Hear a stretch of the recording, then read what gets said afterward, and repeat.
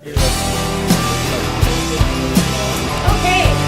so welcome everyone. Today what we're doing is we're going to be talking about acids and bases and just really reviewing a lot of the stuff that we had talked about at the beginning of the year too with naming acids and bases.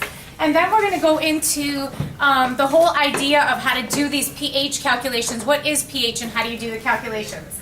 So acids and bases play a central role in the chemistry that affects our daily lives.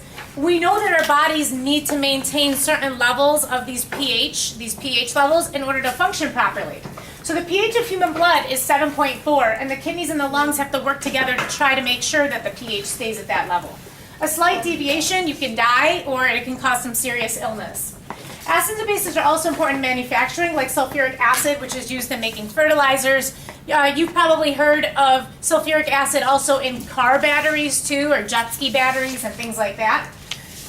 Steel, polymers, other materials. Acid rain negatively affects surface waters and aquatic animals. And we'll talk about a little bit about acid rain and do a reading on acid rain together too.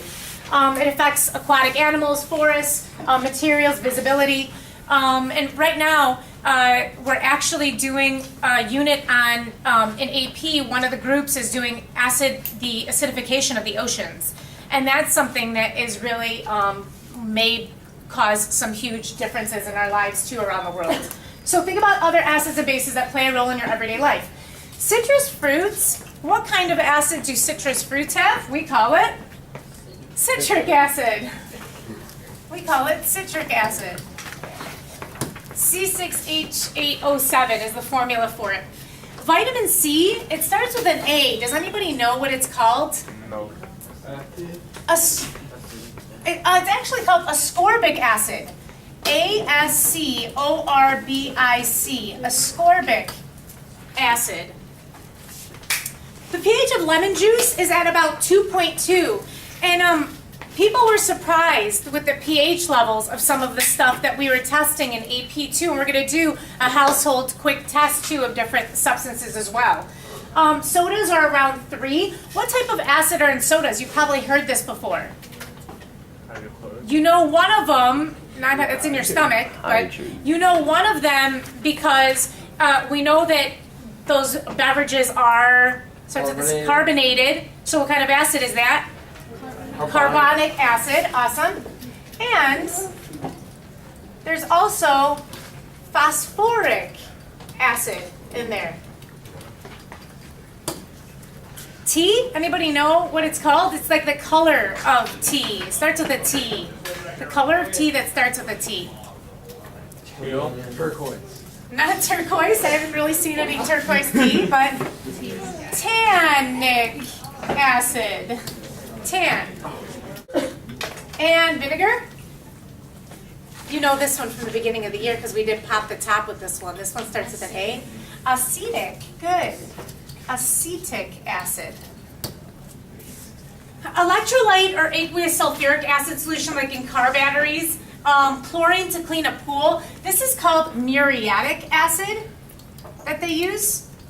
And it really is just HCl, diluted HCl, hydrochloric acid, but they call it muriatic acid too.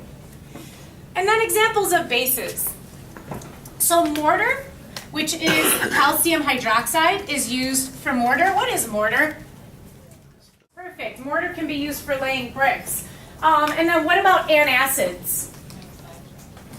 It's a sodium compound, and the other part to it is found in your blood. It's an ion that runs through your blood, and I'll tell you that my husband's always talking about the levels of this. With an H in front of it? Bicarbonate. Bicarbonate. So it's NaHCO3, and so what happens is this HCO3 will break off, and it can form H2CO3, but H2CO3 doesn't stay that way. It actually breaks up into water and carbon dioxide, and so then you can exhale carbon dioxide, and depending on how much of that you have, it can act as an antacid and react with the H's in your stomach and absorb them, pull them up. And then it'll just turn it into water and carbon dioxide. And so then you can burp instead. Okay, so NaHCO3. Household cleaning agents like what? Windex, because it has ammonia in it. Good. Chloride. Bleach, very good. Ammonia and bleach are two big ones. Soap. Soap is also basic. Okay? Acids and bases will react together to form water and salt. And so what I do is I say that there are two guys who are walking into the local deli. Their names are Walter and Saul. So there's your water and salt. Okay.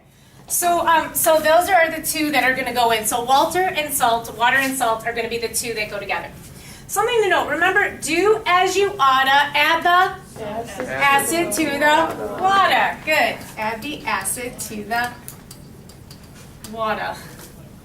And if you don't, then it causes such a hot reaction too. It's a very exothermic reaction. And the molecules will actually start to steam up with the acid inside of there. So it can be really dangerous too. Names and formula. So this is our review part. So we know that it's H to the acid, OH to the base. So if it starts with an H, then it's an acid. If it ends with an OH, then it's a base. And so my thing is H to the acid, OH to the base. Always keep your goggles on, safety for the face. Okay? So that's how this is going to go. All right, everybody, one time, just one time, right? Here we go. H to the acid, OH to the base. Always keep your goggles on, safety for the face. Okay. So acid's a compound that produces hydrogen ions when it's dissolved in water. Good job, everybody. And it's usually seen as H plus and X minus. H plus is just your hydrogen ion. That's your hydrogen ion. And what is X minus? What is that ending part called? The first part's called the cation. The second part is called the anion. Awesome. And then we're going to start naming these. So there was a whole naming system that we had talked about. We're just going to go straight to naming these because we've done that already. We used high Titus and the adic. I think that was kind of an easy one to use.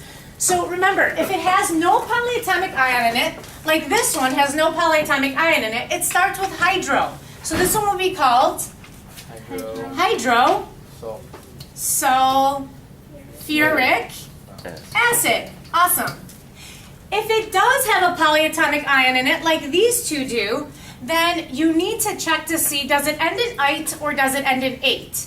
If it ends in ite, it's high-tight-us or ite-us in the ate-ic. So ite will get an us ending. So this would be called, no hydro anymore, because hydro is when it doesn't have a polyatomic ion in it. So this would just be sulfurous. Nice. Sulfurous acid. High Titus in the ate-ic, this is sulfate right here. So ate you're going to change to ic. So this would be sulfuric. Awesome. And remember, you go to the R in the name. If it has an R in it, you're going to go to the R in the name. Let's try these. So let's go backwards now. Hydrochloric acid, if it starts with hydro, that means it has no polyatomic ion in it. So if these are acids, they all start with an H. So you're going to throw your H's in there. And if it's hydrochloric and there's no polyatomic ion, what is it? HCl. HCl. Awesome. And chlorine has a -1 charge. The chloride ion is -1. So it's just HCl.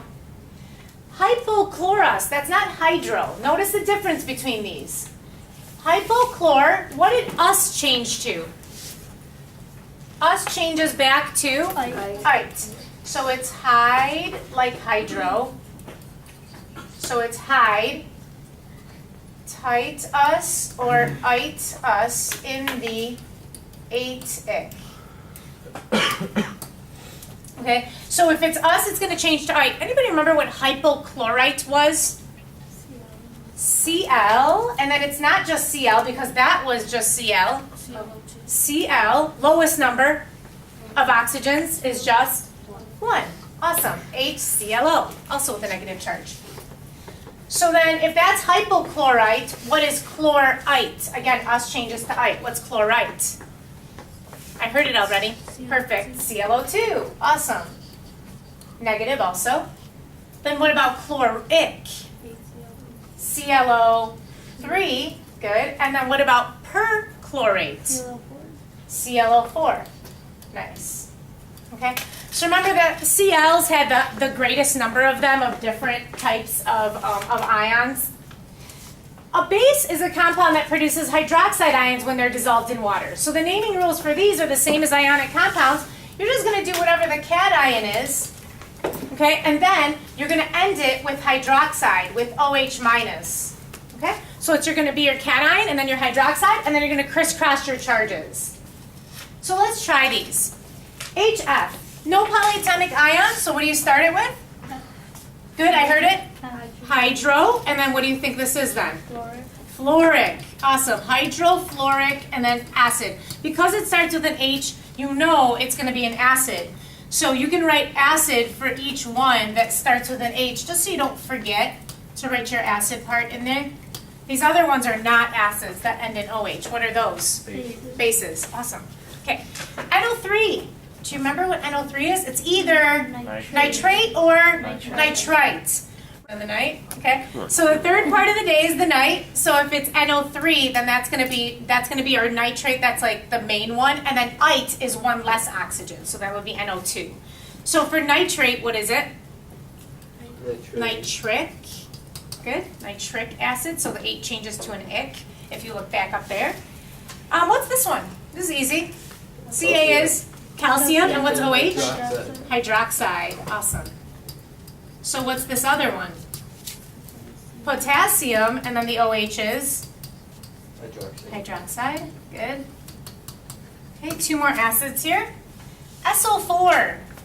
Remember the H just tells us it's an acid. So what's the SO4 part? Either it's sulfate or sulfite. Which one is that? Sulfate. Good. So that's not sulfic, sulfuric. Awesome. That's sulfuric. And you know what an easy way to do this is to say to yourself, have I ever seen an SO5? You know the ite is always one less oxygen than the 8. So you can say, I've never seen an SO5, right? Has anybody seen SO5? No. So if you've never seen an SO5, then the highest one would be SO4. That must be the sulfate, okay, if you're confused about those. PO3, have you ever seen a PO4? No. Yes. So that means that PO4 is the phosphate, so this one must be phosphite. So this would be, ite changes to us. So how would you say that? Phosphorus. Good. Why not hydro? I heard hydro in there. Perfect. There's a polyatomic ion, so no hydro. Okay, the only time you use hydro is if there's no polyatomic ion. Now let's go backwards. Chromic acid. So what does the ic change to? There's no hydro, right? So it changes to 8. Very good. So we're going to put our H in front. And what's chromate? Remember the chrome wheels? CrO4, riding on 24s, chrome wheels. Okay, so there's our 24, our 2,4. So CrO4. What do I need to do? That's not done. H2. Perfect. The 2 needs to cross right there to make it H2CrO4. Very good. Iron 2 hydroxide. Okay, so I'm going to write my iron, which is Fe. What is that 2? Where does that go right now before I... On top. That's the charge. Awesome. So that's Fe with the +2. What's hydroxide? OH with the minus. Don't forget to put it in parentheses. You have to put it in a bag. Okay? Unless there's only one of them. In this case, there are how many? 2, because when you crisscross, you get a 2 there. So FeOH2. Nitrous. Us changes to ite. Good. Ite us. Very good. So we know it starts with an H because it's an acid. So what's nitrite? Nitrate was NO3, so nitrite is NO2. Awesome, with the -1 charge, so that crosses out. Those cancel out. Hydroiodic acid. If it starts with hydro, then no polyatomic ion. What do you think this is then? I. Nice. Iodine. Perfect. Hi, everybody. Okay, lithium hydroxide. Lithium is Li. You have to check the charge of it up there. Lithium has a +1 charge, so that's a 1. And hydroxide, again, is a -1, so those cancel out. LiOH. And then hydrosulfuric acid. So it starts with a hydro. Again, that means no polyatomic ion. So what would it be? S. Awesome. But check, nice, I heard it. Check the charge. Sulfur is under oxygen. What charge? Remember, zeros are the noble gases. Under the fluorides, those halides are -1s. So under oxygen is -2. Good. So that would be H2S.